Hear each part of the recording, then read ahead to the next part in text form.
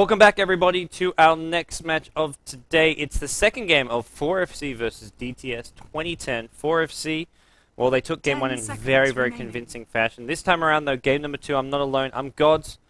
Joining me via Skype is Luminous. Can you hear me okay? Hello. Can you hear me fine? Yeah, I can hear you good. Hopefully everyone on chat can hear us at decent levels. If there's some problems, let us know. We'll hopefully get them sorted. I say we, I mean Kawa, our magician behind the desk, will hopefully get them sorted. But how are you this morning? I woke up at, I got woken up 5 minutes before the match started because I meant to start an hour later, and I was pretty grumpy about that. Yeah, I woke up at 8. I was like, you know what? Generally a good idea to wake up an hour before the broadcast, eat a breakfast, brush your teeth, feel good. And then I was like, what's going on? Be honest, it's already live. I wasn't going to wake you up an hour early because I was like, I'm going to feel like a dick for this. And it's like, it's not Lumi's fault. He doesn't have to suffer. So I was like, I'll just solo cast game one. I'm upset, but yeah. I didn't get to eat my breakfast yet. I've got some orange juice. That's about it. But you could get your rainbow food coloring of the day. Ooh, my Cap'n Crunch. Yeah, that sounds disgustingly disgusting. That's exactly what I feel like at this time in the morning. But we've got game two. 4FC winning game one very convincingly. I don't know how much of that you caught. I saw a tail end of it. It was convincing victory. The thing I saw was a lifestealer. A Batrider jumping into a lifestealer, getting ready to lasso. Lifestealer one-hit bashes him. And then the lifestealer's teammate, Naga Siren, slept. So it just brought it's just like a free get-out-of-jail card for the Batrider who got bashed. It was a little bit of a awkward sequence of events, but 4FC did dominate, and nothing much to talk about there. The main thing, they had just really good early game rotations. Like, they ganked them mid-TA a couple times. It's like a TA versus Puck, which Puck is going to lose. And then, as soon as Lifesteal at level 6 in the safe lane farming, he stopped farming. He TP'd bottom lane, infested in the Weaver, and they got a kill on, like, the Batrider, who was the safe lane farmer, which was, like, right at level 6. So it was actually really interesting to see that. Lifesteal, as soon as he hits level 6, was like, okay, I'm done. I'm going to go gank. But unfortunately, we're not going to see that this game from 4FC. It's going to be DTS2010. It's one that with the Lifestealer, and they're going to have at least the opportunity to do a similar type of gank with Nature's Prophet and Lifestealer, although I imagine that both these heroes are going to farm a little bit more compared to what 4FC did. Yep. It's interesting we're seeing Batrider make it through the pool quite a bit. This time around not getting first picked even. Last time DTS2010 first picked him. This time around 4FC getting with a second pick. So it seems teams just not as scared of this hero, maybe. It's been like traded for Wisp a lot more. It's been even just traded for like a Naga Siren plus Weaver. Do you feel that this is just a hero that teams don't think of to be as strong anymore? I think that to me sounds like they're not as well practiced with Batrider, which can actually be the case for some of the most top tier heroes. Like if you imagine Wisp is always going to get banned out every single game, it's like, oh, why do we need to practice Wisp? Because we're never going to get Wisp. I think if you look at most like legit top tier teams who have players that could play any hero, Batrider never makes past the first pick for either team. So to me, maybe this is just a guess that neither team have really good bat players, or they're not comfortable with the player, the hero. But that's just a guess. Yeah, so and it's something. It's like you say, you have to maybe let it through every now and then in these online tournaments, which maybe don't matter as much as the big lands, because it means you practice playing it as well as playing against it. So, DTS2010 grab a third pick Abaddon, and this is a great hero to actually have against a Batrider. Unless you're looking at like a Bone 7 Batrider, which will just kidnap the hero and take him so far away from Abaddon that you don't stand a chance of getting the shield off. But generally, you have a pretty good chance of getting the shield off, cancelling the lasso, and negating the Batrider pick quite heavily. Yeah, I mean, even if you don't get the shield... I mean, getting the shield off is obviously the best case scenario. But even if you don't get the shield off and cancel the flaming lasso, a lot of times Abaddon just follows the lasso unit, and then eventually he's going to get his shield off. That's going to debuff a couple of stuns. And eventually he's going to get a Mystic Coil off, and that's going to make him survive longer. In the past, we've seen that neither of these two spells exactly save the particular hero that gets lasso, because you generally just get focused down. But at the same time that the enemy team, or 4FC in this case, have to use a lot more nukes and disables to make sure they do get that kill, that DTS2010, despite playing in a 4v5 situation, gets to play in a situation where 4FC has a little bit more spells on cooldown. You get to go deep a little bit further, and maybe force out a couple kills. So I don't think Abaddon is exactly a full-on counter, far from that, but at the same time, he at least matches up okay against a Batrider. Alright, well, the Storm and Lifestealer, or sort of their other two picks as far as lane goes, they pretty much revealed all their lanes here, looking towards the Storm as a solo mid, the Nature's Prophet as an off-laner, but the one thing they don't have DTS2010 is sort of aggressive and strong early game supports, and that's really, I feel, where they got punished last game, is that they didn't have any way of rotating their lanes, and they had a Shadow Demon Jakira, which isn't bad for like having a defensive tri-lane, but there's no real killing power there, and once again, there's no real killing power out from an Abaddon, and I feel like they could get punished early game from 4FC, who to me seem to have a much more well-rounded lineup for all stages of the game. They can go for an offensive tri-lane if they really want here with a Rubik Visage. They have a much stronger support duo than what DTS 2010 have. Yeah, I guess it could change for DTS 2010 if you pick up like a Crystal Maiden and then you run a very dive-intensive kind of tri-lane where you put a Photic Shield and just go into the tower and don't really care what's happening. Obviously using Crystal Nova as your range slow and then Frostbite as a follow-up.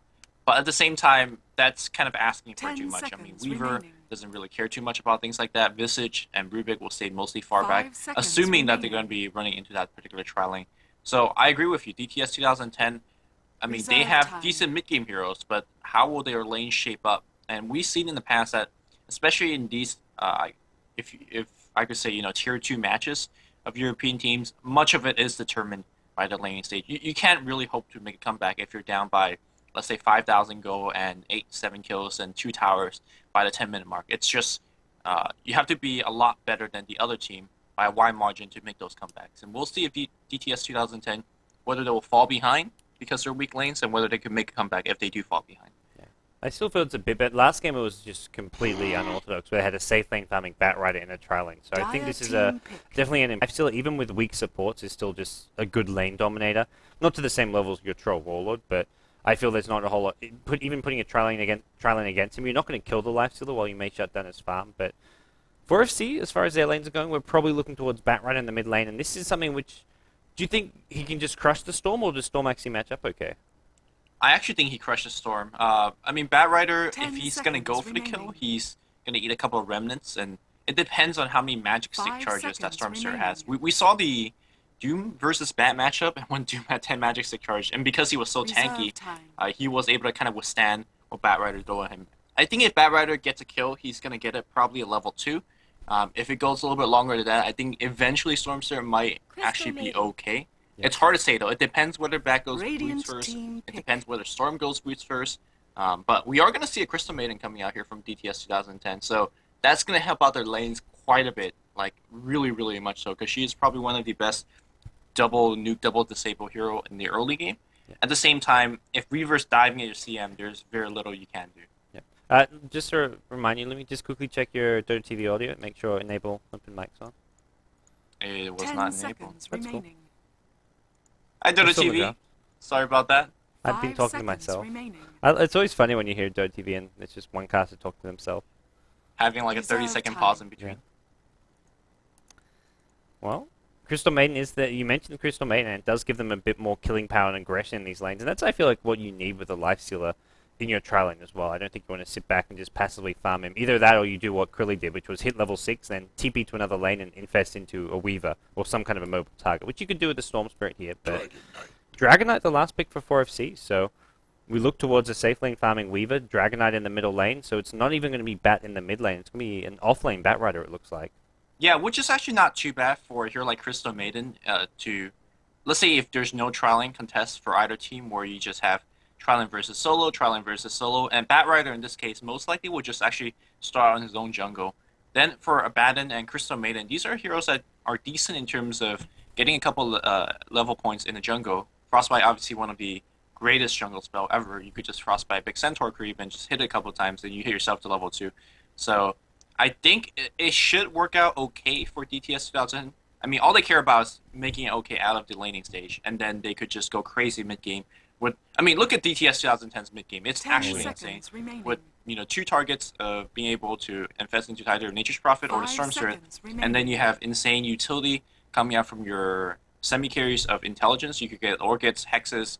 I mean, I feel like the initiation, the split pushing of TTS 2010 is actually very insane. So let's see if they can make it there. Ooh, it looks like 4FC with Krilly on the Batrider, and it looks like what Weaver's doing. We may be looking at an offensive tri-lane even out of this. Krilly, not normally the off-lane player. Normally he plays like a safe lane carry, or in this case maybe a safe lane solo. So we may be looking at offensive trialing with the Weaver and Batrider as a safe lane solo in a 1v1 matchup against the Nature's Prophet. I like that a lot more. I don't think 4FC want to give a freebie to DTS 2010. We both can agree that their laning is perhaps a little bit suspect, not as strong as where you need to be.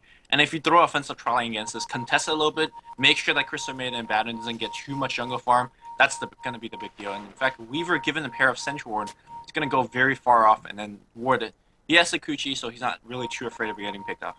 Yeah, they spot him out though, so they do know that he was up to something here. Probably going to see some D wards get thrown down in just a second here. As it is going to introduce our two teams just now. Over on the Dire side, it is DTS 2010, the team who came through the qualifier to take over Flipside spot in Group B. Seema the Slayer going to be playing the Lifestealer. We're going to have Abaddon being played by Ars Zeke. We're going to have the support Crystal Maiden being played by Khan, Noonian Singh, and then finally, in the mid lane it's Undershock, and then at the off lane it's going to be the Nature's Prophet being played by CA. Meanwhile here, for 4FC, who had a fairly dominant Game 1 performance, we have Strangby up on the top lane here playing that Weaver. Back in the mid, it's going to be Bloom playing Dragonite. The supports on the top is going to be Dr. Internet on the Visage. We have Brimsky on Rubik, and last but not least, we have Krilly, 4FC. That's 4 friends and Krilly playing the Batrider. Yep. So Storms are less likely to get dominated in the mid lane. He's going to go for a very heavily pulled item build as well against the Dragonite. But I think this is still an okay matchup for Dragonite. He's got an early Magic Seek. He'll get a lot of charges if Storm's going to use Remnants. And all in all, I think 4FC will just have better 1v1 matchups. Apart from not dominating mid lane, I think things should go well for them in the sort of early to mid game.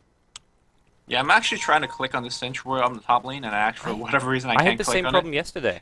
Sorry, not yesterday, just in the previous game. There was a Radiant Sentry Wards dewarding the bottom jungle, and I couldn't click them. Is it because it's between many trees, or what's the deal there? I have no idea. I can't click that same Sentry Ward. Okay, well. And it doesn't scout out this Observer Ward, so a nicely placed Observer Ward. This will force out 2 sentries, it looks like, from Zeke, or he may just sort of... Has he given up? Is he not actually going to find this?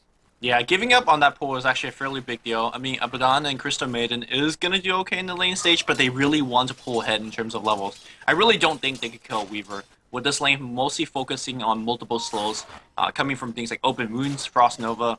And if you're going to just free farm and trade farm with Strangby is going to be absolutely fine. Sooner or later, we're going to see these two supports probably smoke to the mid lane and even set up a gank, because you could leave Weaver there, and he's going to be absolutely okay. Yeah, and Rubik Visage just with a couple levels can apply a lot of pressure on a mid lane Storm. They want to try and kill before he hits level 6. So with a DK stun set up, it is something very, very possible and viable. They don't even have to rotate both supports. Even just one support rotating could be enough. But top lane, we're seeing this big pull camp going down. Radiant actually pulling it off, but it's the Dire team who sort of come in to finish off some of these last hits. They're not going to kill off this Wild Wing Ripper. And CM, something you love and advocate for is the jungle CM. You can kill these big creeps, and it's actually pretty efficient use of your Frostbite, especially once you have that 1 point in Brilliant Aura. Yeah, so far it doesn't have it just yet, because it is your standard trial lane versus trial lane, but eventually she's going to be able to duck in the jungle and do some of that. I really think the Radiant needs to probably send a smoke gang mid.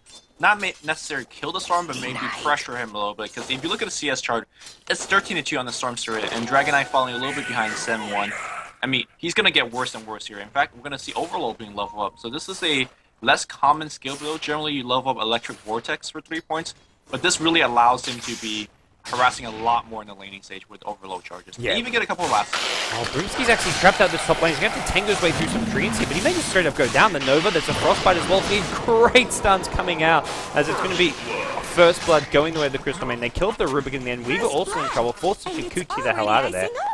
But it's still not enough, as we're going to see. Telekinesis kept him alive a bit longer. Strangby now salving up. He may just straight up kill the Lifesteal here. Lifesteal's got no HP regen, but the shield coming in from Abaddon turns things around. He's also going to salve up the Lifesteal, it looks like. Salve Clarity. The mobile fountain is here in the form of Abaddon, and 4FC give up first blood in this trial lane versus trial lane, which is, as an offensive trial lane, something you can't afford to happen. I think Strangby could have actually killed the Lifestealer, because he was Takuchi, and Lifestealer was literally 1 hit away. Yeah. But maybe he didn't, and his Sakuchi was on cooldown for a long time. We're dealing with a level 2 Sakuchi here. And he probably was thinking maybe Spout Shield will proc a couple more times.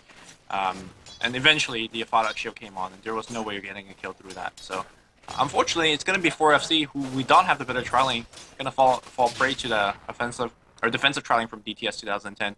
Did you see who actually went ahead as Batrider's dropping quite low on the bot? He was able to get a kill here on Nature's Prophet, but really need to go back now.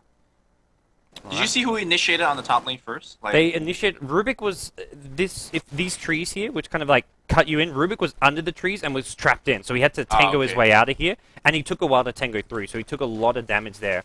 And it was basically a Crystal main just using a Nova and then to follow up with some follow-up damage, but Rubik got caught really far out of position. Yeah, generally you should never actually die on this 4FC offensive trialing if you play properly, so perhaps a little bit of misstep on that positioning, and then gave the opening to the dire trialing. We have Abaddon helping out the mid lane with runes here. Stormstreet actually just bottle Chrome for the time being, and DK not getting that double damage rune at top. So good play by DTS2010, denying DK of rune. So while they're not directly supporting the mid lane, these little plays can actually help out mid a ton. Yeah. Well, looks like we're gonna just keep on trucking on the top lane, trialing versus trialing. Both teams kind of just pulling and whatnot. Abaddon with the double damage. Want to make a go here on Dr. Internet. Oh man, Abaddon's going to hurt quite a bit if he ever gets a tag off. He doesn't. He needs to cast his defensive spells. He does, but unfortunately there's just way too much. You know, Crystal Maiden is going to get focused up on top. That's going to be 2 kills so far. Magic Stick Strangby has a lot more mana. Do you dive on a tower? It's going to be somewhat difficult because of a Aphotic Shield, but I think they are going to make the dive. He's going to put the shield on himself, but a couple more hits going to break the shield. And one more Fable. There you go. Broomski going to secure himself a double kill. That's a trialing wipe that we expected 4FC to get, and, well, there it is. And it sort of expected sort of 4FC to win this trial lane, but not in that way. It was DTS 2010 who got aggressive, saying, hey, we've got a double damage Abaddon, we've got lifesteal who can just run in, and that was not a good play to make. You've got 3 heroes who excel in trial lane versus trial lanes with Rubik, Visage, and Weaver, and you cannot fight them when you've got an Abaddon CM lifestealer. Yeah, Steamlet Slayer actually had 6 charges on the Magic Stick, who I guess he wasn't able to get it off through the Chain Stun, although with the Aphotic Shield coming in, he should always have gotten it off. Yeah. Not sure what that was about. At the same time here, you know, 4FC pulling themselves back ahead. But back in the mid lane here, Stormstreet continued to dominate that lane and dominated quite so. He's already at level 6, which isn't to say that he's ungankable, because you could still range Dragon Tail and then set up everything else. But at the same time, it means if you don't chain stun him from 100% to death, that he's going to just zip away. So it really makes the gank a lot more difficult coming from the side lanes. Yeah, he's farming ridiculously well, and that's something definitely of concern for 4FC, being level 7 now. They have got, I feel like, a decent lineup for dealing with him, even a Farm Storm Spirit, having the DK stun, the Rubik Telekinesis, Batrider Lasso. These 3 spells all can lock him down very well and catch him by surprise with a Blink Lasso, Rubik Sing and Fog, and Dragon Knight with an ulti range stun. So I don't think Storm Spirit's going to be a huge problem for them as far as not having enough disables, but if he gets farmed enough, he's just going to go around the map looking for solo kills. Yeah, I mean, if he gets, let's say, a 20-minute orc or so, maybe 18-minute orc, he's going to do... like, for example, that the Weaver could actually be in huge trouble if he doesn't farm enough tanky items in good time. He has a haste rune and a teleport score right now, so if the Radiant team makes yet another big dive... Uh-oh, here we go. Again, they have to perma chain stun him, which... between Telekinesis, Lift, and Dragon Tail, maybe they could do it, but we'll see. I think they might just have enough damage. He's got a lot, 900 HP with his Belt of Giant Strength. He's going to be close. They need the Soul Assumption soon. He's actually going to survive. Abaddon's there with the shield, and he just turns this around, doesn't he? He's going to zip in back and forth. Double Soul Assumption actually coming out, and that's really the big problem there, is that with the second Soul Assumption coming in, you can't survive it, and DK's going to pick himself up a second kill, bring some Abaddon as well. C is TP'd in for this one. He needs to be very careful. DK's got a stun once he pops his Magic Stick. 2 seconds, 3 seconds. Visage going to go down anyways, and he's going to go for a Flame Breath instead. Maybe gets another kill, Dragon Knight. Double kill for Blom. This is not going how DTS 2010 hoped for in the mid lane. Yeah, Dragon Knight is playing so well in the mid lane, just bottling whenever he can, using the Magic Stick charges. Man, if he dropped his Bell of Giant Strength to Magic Wand, I would have lost it then. But, I mean, effectively, he's pretty much utilizing every ounce of mana, and then just his selection of spells. You were talking about bottling up for a stun. He says, you know what, let's bottle up, hit a couple more times, and then as you're running away, Flame Breath for the kill. Because if he's stunned, there's a possibility he might not have gotten the kill with Crystal Maiden's spell pulling back down. Yeah, I don't think he had the actual damage to get the kill with just a stun. Yeah, so very well played by Bloom on the mid lane, and that really will kind of set DTS 2010 back quite a bit, because now if we look at it, Lifestealer died once up top, the Prophet died once at the bottom lane, and then died once on the mid lane now teleporting in, and Storm, who had a beautiful start, now have died once as well. So despite the fact that DTS 2010 is generally farming, actually if you look at the farm chart, they're farming quite evening compared to 4FC, but it's 4FC who has the better kills, especially now Dragon Knight have, 2 kills and assists on his spell, that he is going to be He's actually going to be accelerating into some big items. Yeah, that's killing the Storm was huge. I thought no way they killed that Storm. Storm had over 900 HP at 7 minutes in. He had Abaddon there to back him up as well, but he just stood around trying to fight for too long. I think it was just a big mistake there because Visage, with even just level 2 Soul Assumption, just has such insane burst damage. Yeah, I mean, 4-second Soul Assumption cooldown is kind of OP. I think that thing needs to be nerfed a little bit, but I think if you nerf it, Visage suddenly becomes irrelevant though. yeah, that's true. That's Even if you make it 5 seconds, I think Visage is going to get hurt so much. Even just like 1 second longer cooldown change. I mean, that's a big deal because instead of casting 3 in a team fight, you're only casting 2. If you know The team fight familiars lasts. are obviously fantastic, regardless. But I think the Soul Assumption, yeah, in these early game clashes is, I mean, just his bread and butter DPS skill.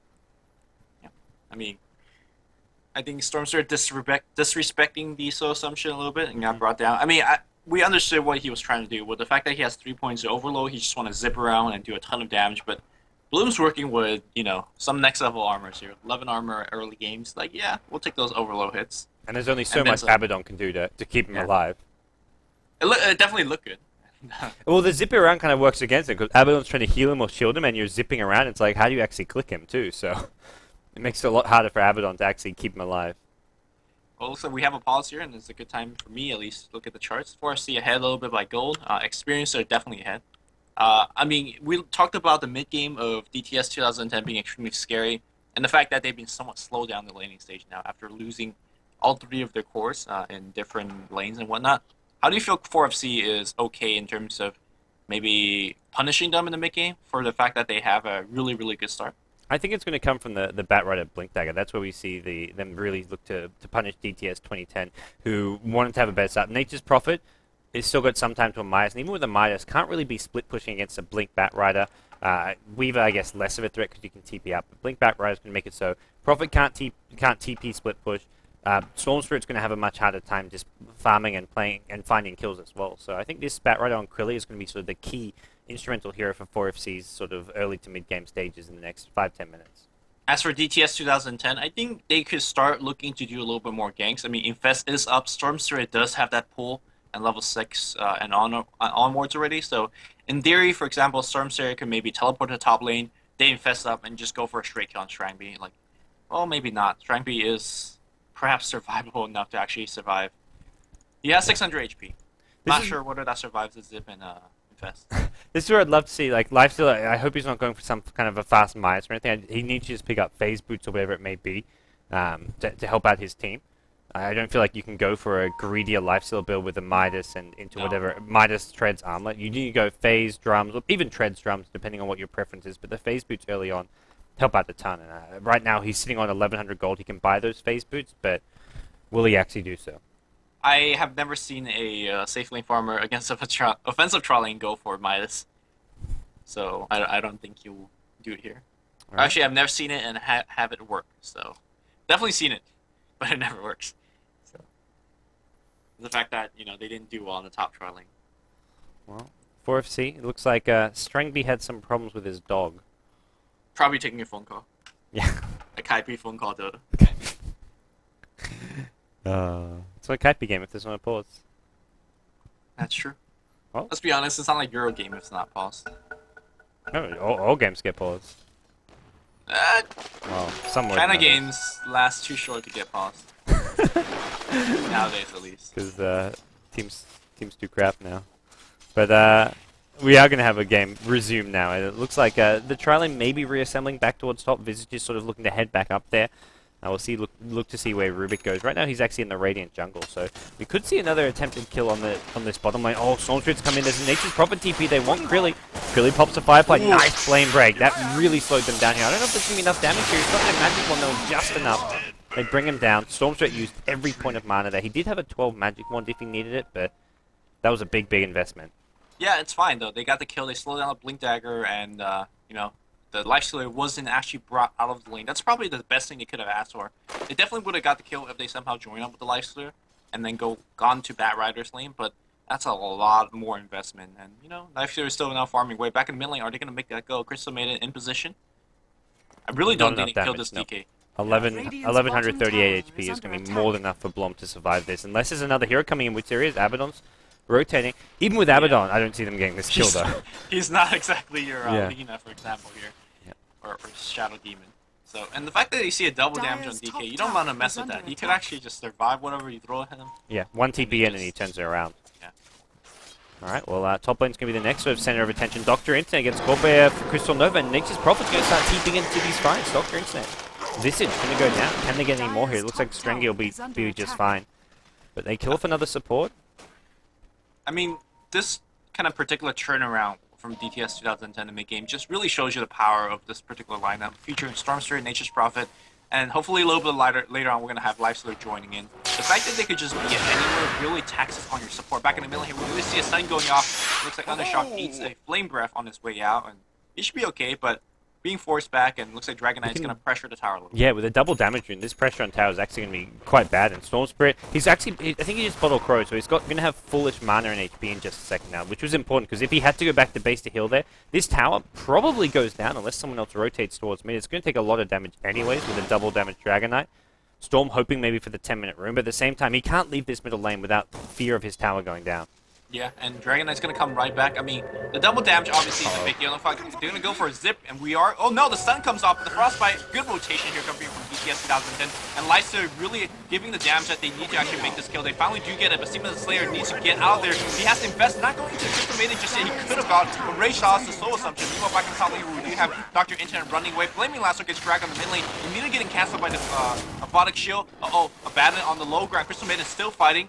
Time lapse back here. Nobody really dying just yet. In fact, it's only 2 Radiant that's still dying. Storm runs back in. He needs to get out of there, but no. Damage coming from DTS 2010 is insane. They're not done even though. Clearly getting Sprout up. He's going to go down. That's an ultra kill from a Storm Spirit that just have treads, an Intelligence Talisman, and a Magic Wand. What a fight for DTS2010. That was all the supports as well to me. They really stood out there. Abaddon immediately cancelling the lasso on the Storm Spirit. Yeah. And then you had the Crystal Maiden coming in with some really well-timed Frostbite. Weaver Shikuchi'd in and was going to finish off the Storm Spirit with one Gemini attack with the Medallion. But immediate Frostbite comes out, no physical damage is dealt. And then Weaver comes back in, and once again, CM is ready, gets another kill. The support power just being underestimated by 4FC. They just give away 4 unnecessary kills, and that's all going to the Storm Spirit, who suddenly has an Oblivion Star from absolutely nothing. That was a catastrophic fight for 4FC. They could not afford to have that happen. Yeah, and when you're losing fights like these early game, it forces you to go for things like Bracer, the Bracer Gaming Dota, which really slows down on your core items, whether it's a BKB or Shadowblade for that DK, whatever he wants to get. Meanwhile, the Radiant team, or the Dire team in this case, they really rely on their spells for the ganking. For example, the Storm Zip, the Nature's Prophet TP, and things like that. So they could just continue to get better items, get better ganks, whereas you're kind of just getting kind of items. And Krilly on the mid lane looking for a Blink Dagger initiation on Storm. This has to work. Like, it just has to work. And we'll see him blink in. Needs to get the DK stun to follow up. He's going to go into Rainstorm. Looks like there will be enough damage here. Abaddon or Crystal Main not there in time this time. They can't always be sitting behind him. They have to... I mean, there's other targets to protect as well. Abaddon was actually spending some time at bottom lane. And a smart gank and rotation from 4FC. They knew they needed to make something happen.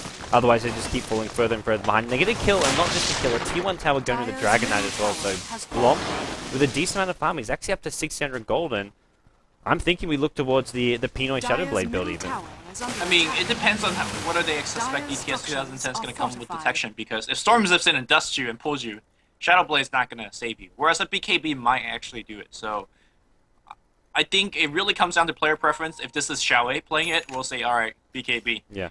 If this is, Jules? I guess G, or Joven, you're going to see a Shadowblade. Yep. So it comes down to how Pinoy Bloom is. That's the real question. Yeah. And it seems to be very Pinoy. Has he gone? Gone for Shadowblade? Alright. Got Claymore, yeah. Yep. I think the main thing is not escaping with it, it's initiating with it. That's the one thing the Pinoys do. Well, they'll just spam it and then look for these initiations, these stun setups to go for kills. And with the bonus damage it gives you, it's actually a really good killing tool. But there'll be a lot of Sentry Wards out. DTS 2010 will know this coming because they'll see this Claymore on the Dragon Knight. So they'll have time to say, hey, look, there's a Shadowblade coming.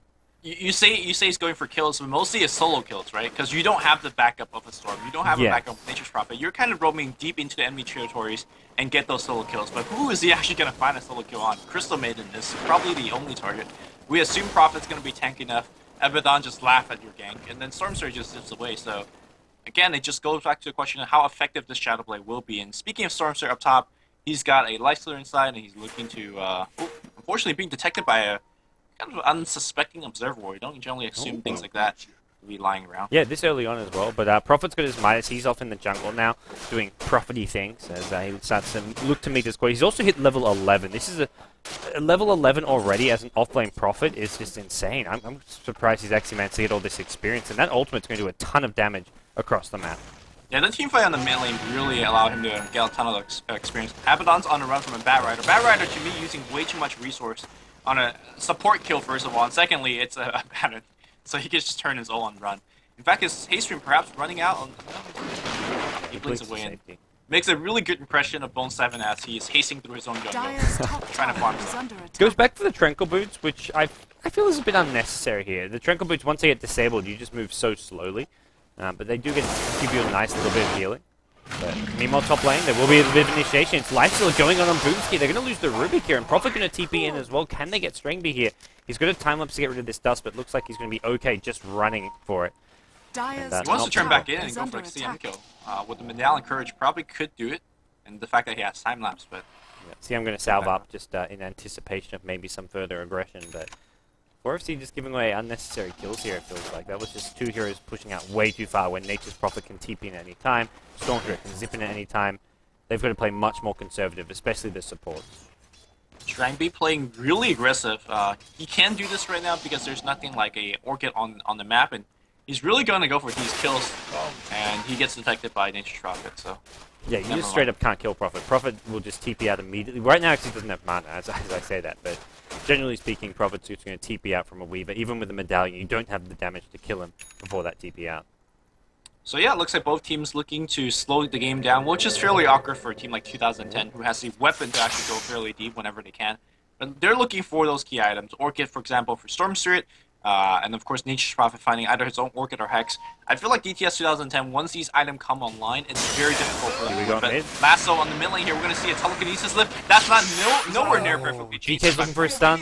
He's Shadowbladed. He needs to go into range from. He's now going to stun Undershock. There's maybe enough burst damage to actually bring him down. No, there's not. He's going to zip out of this one and be just fine. They lose the Rubik once again. Aftershock. He's just fine. Abaddon healing him back up, and things going from bad to worse for 4FC here. The CTM from Nature's Prophet. The CM's now arrived. Dragonite is going to finish off the Storm Spirit. Abaddon, he left his support duties. He left the Storm Spirit alone, and I think DK went for another Shadow Blade back in and actually got that kill. He's now on the run. Is there any detection? There's two dust.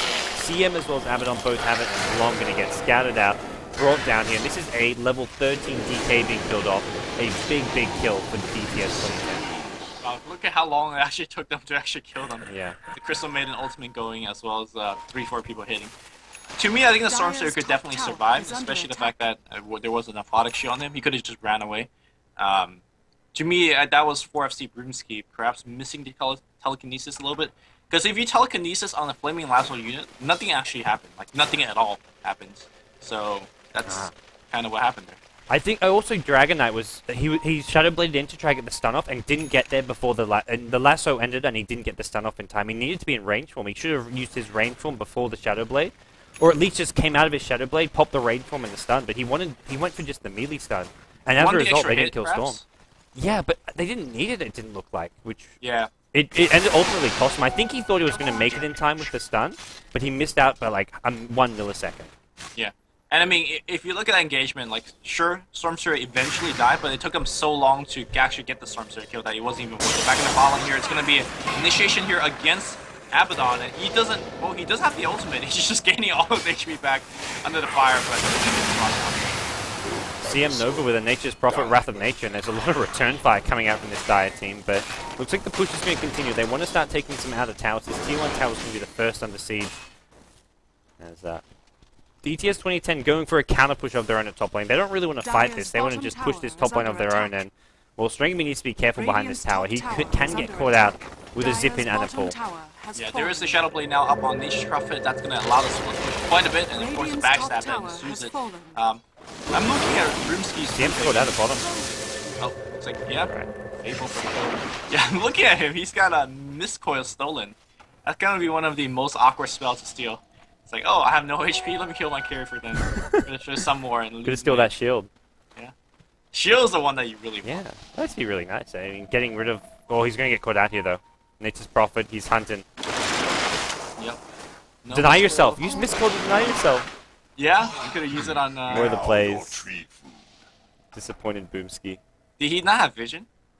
I mean, he's being attacked, so you Because get you're vision sprouted. when you're being attacked. You get vision of the attacker, though. So maybe in Yes. between attacks, you lose vision and he got cancelled. But DK, oh, he's scouting. Well, Nature's Prophet scouting him out. Maybe Nature's Prophet needs to be careful here. These familiars with flying sight, they spot out Nature's Prophet. I'm pretty sure they did. No, their vision is quite pitiful. Okay. I think. I mean, well, we could track these birds a little bit, but their vision is generally quite bad. Radiant's middle Alright, tower well. is under attack. DK's got a Shadow Blade. We'll be looking. I can only imagine back towards a BKB after this. You generally do only go BKB even if you rush the Shadow Blade. I mean, I'm also a fairly big fan of a sort of a tanky DPS Dragon Knight, like the one that doesn't actually get a BKB, like something like an Armlet or SMY, things of that nature. Yeah. But I don't think he's going to be going for that flavor of the month, or flavor of never actually happening before. How's gone to SMY before on Dragon Knight? Yeah, see, that's legit. You know, It was for a push strat though, but we're going to see an Infest Bomb at bottom lane. Nature's Prophet Shadow Blades in. Out comes Seaman the Slayer on the Life Stealer. And they blow up Krilly on the Batrider. He had no way of escaping. It hasn't actually finished his 4-staff just yet, so until he gets that, it's a lot harder to get away from these ganks. I feel like I'm watching one of those Dota games where two teams just like continuously gank each other, and everybody's falling for those ganks. But they are going to be pushing a lot more right now. So Radiant's DTS bottom 2010 tower getting has yet fallen. another tower. They could start looking into going into the Roshan pit once that tier 1 mid goes down as well. So I imagine that's going to be their next objective. Yeah, I think DTS 2010 will just be looking to just get a better control over this game coming forward. We're actually going to see Visage get caught out here. Dr. Intent taking a ton of damage just from a Crystal Maiden. And Dire's top what has Dr. tower Intent is done? under He's got no attack. points in Gravekeeper's Cloak. This is a big no-no as far as playing Visage goes. You only need that one in Grave Chill. And he's so squishy. I'm like, why did that Crystal Nova and Dire's Frostbite do top so much tower damage? is And I'm under like, oh, attack. no Gravekeepers. I mean, you expect players at this level to get the correct skill build down sometimes, but I guess Top not. lane. Storm zipped in, kills off the Weaver. He gets his Orchid, then immediately kills off the Weaver. Nice play by Undershock there, but I agree. This is like one of those things which just shouldn't happen. He's not. It looks like he's maybe a stand-in for the team, but even Dire's so, this middle is one of those tower things is under where attack. it wouldn't have saved him having Gravekeeper Cloak there, but it keeps you alive longer, and in some cases it will save you. He was definitely dead there. The Yeah. entire team of DTS 2010 was rotating. But yeah, he's just back to the skill build. And, you know, that's okay. Players make mistakes from time to time. That's how they learn. Back in the mid lane here, we're going to see a couple of stray heroes rotating, and they are going to see Nature's Prophet. If he gets picked off here, that's a pretty big kills they could get. But seems like CA is just out of there. If Then- Batrider could somehow afford a gem on him, Yeah. maybe one of his supports picks up for him, they could actually do okay. He needs to finish that 4-star first to be safe with the gem. It's one of those issues. Just having a, you can't really blink lasso people without a 4-star when you have a gem on you, because if you lose that gem, it's so costly. But Smoke is the name of the game for DTS 2010. They smoke up, they walk. Actually, just some of their own treants there. They're going to walk into the enemy jungle. They're going to walk right into this Batrider, and this is once again going to slow down any item progression of his should they find him. Yeah, they see them mid lane now. The Batrider as well as Broomski. They're going to go right in. Krilly's going to be absolutely dead. The question is, can you get... Oh, yes, you can. Because the Wrath just comes in and just shreds it. That's a Bastion finish, and that's going to be a tier 1 tower. And after this, I imagine Roshan. Radiant's middle tower Yeah, is under I feel attack. DTS 2010 just have the much better mid-game lineup because they're so much more mobile with the Storm Lifesteal Infest, with Nature's Prophet split pushing for us, so you just don't have quite the same split pushing power. It's a Weaver who doesn't really Radiant's middle split push tower that has effectively. fallen. You've got a Dragon Knight who's trying to get farm and a Batrider who still doesn't have 4-stuff. I think 4FC need to play more of a ganking teamfight style of play, which is always going to be difficult to do because you're up against a healing Abaddon and just a scary Lifestealer. So it's hard for 4FC regardless of what they do, but they can't just try and stay split up on the map. Yeah, and now the Roshan is going to happen for DTS. Working on it. The Bird's going to come in to scout things out, but really nothing they can do to stop it. Weaver at bottom? Ooh.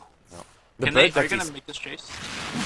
I don't think so. The Birds actually scattered out the Storm Spirit Dire's rotating middle bottom, which is tower probably is what under saved the attack. Weaver there, but yeah, 4FC actually going to stop Roshan going down here. Krilly just throwing some napalm and looking for things. The familiars are really helping. Oh, they lose one familiar.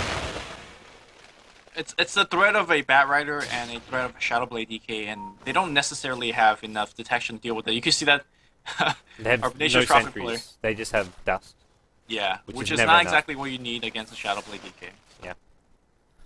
Well, they'll stop Roshan for now, but I imagine we look towards DTS2010 going for another Infest Lifestealer Bomb, maybe. Nature's Prophet starts split. Yeah, let's say Nature's Prophet go to one of these side lanes and push it out and force TPs back. So someone's going to have to maybe TP top, defend the tier 2 tower. It's going to take a bit of damage, but looks like Strangby's on that, but very likely we see DTS2010. Yep, Infest Bomb going to come, and then if they get another kill with this, they can go back for Roshan.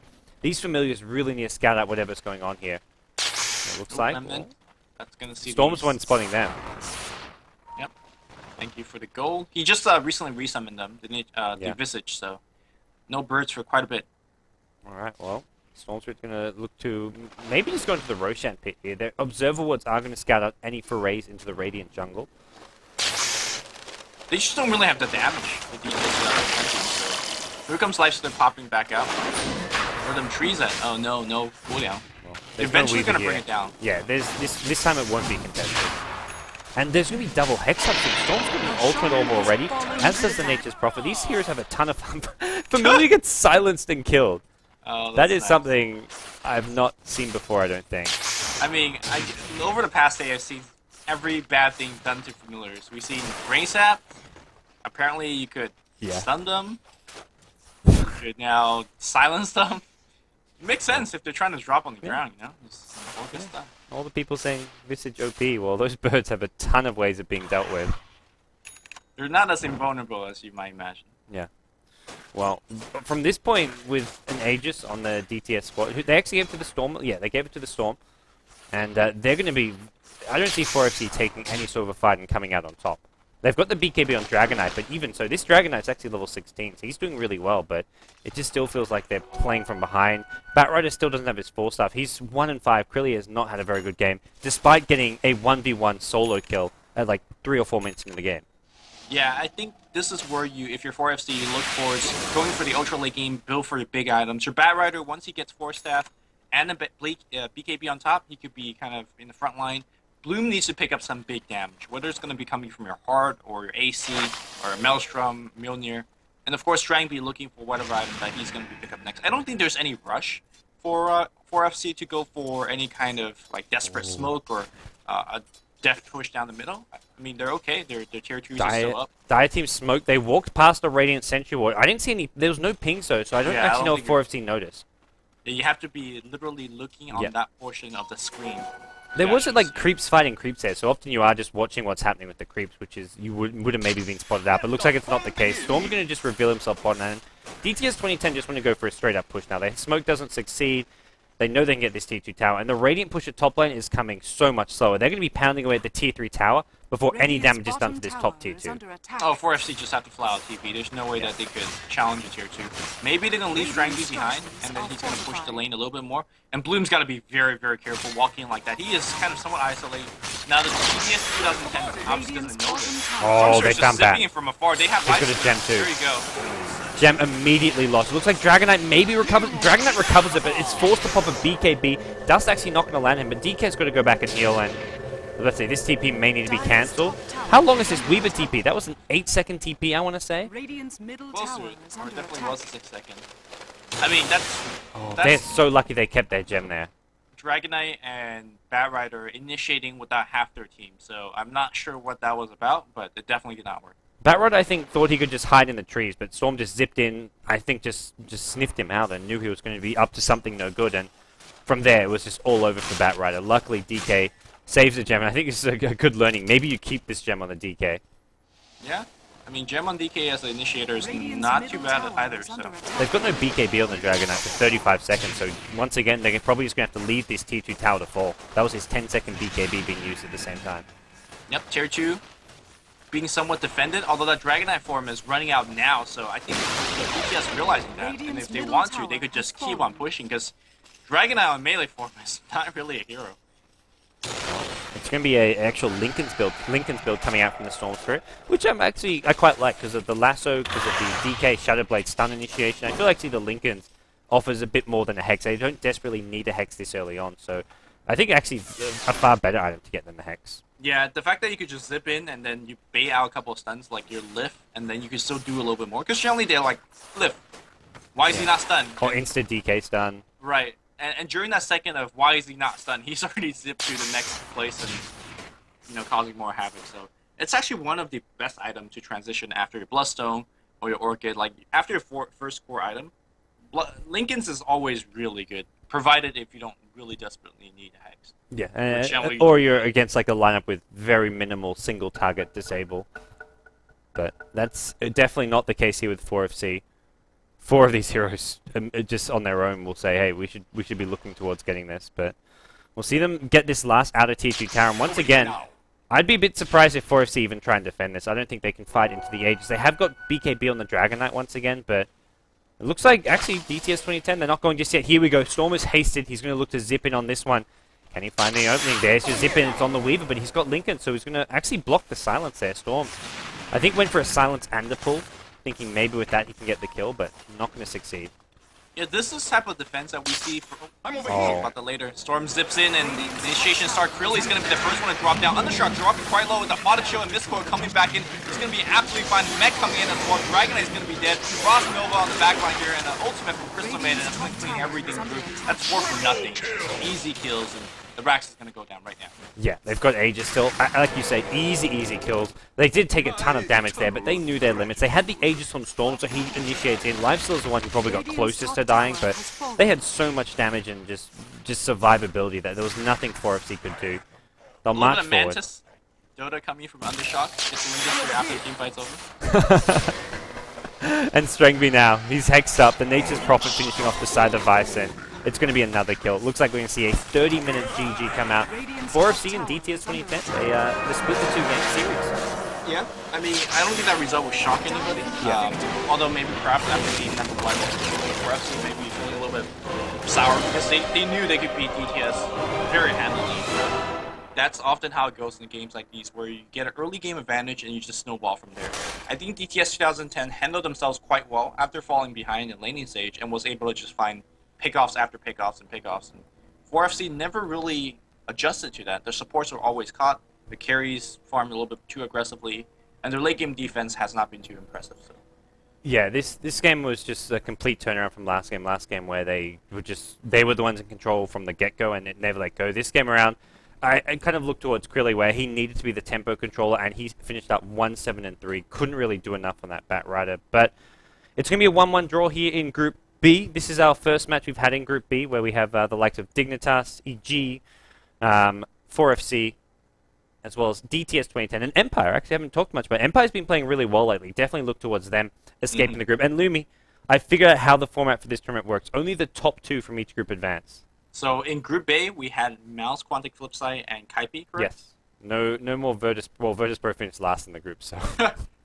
No more Cascade is something that we should be sad about. Because they are legit. They finished 3-5. Their last series, they got 0-2 by Mouse, Quantic Flipside. This series we didn't cast, but to me, they still really stood out in that group as like a good dark horse. And it should the tournament format been a bit more forgiving and had one more team advance, they did finish in that middle third spot. So.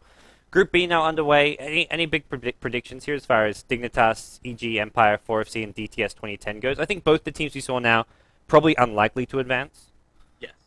I'm going to go with EG and probably Scandal's Empire. Okay.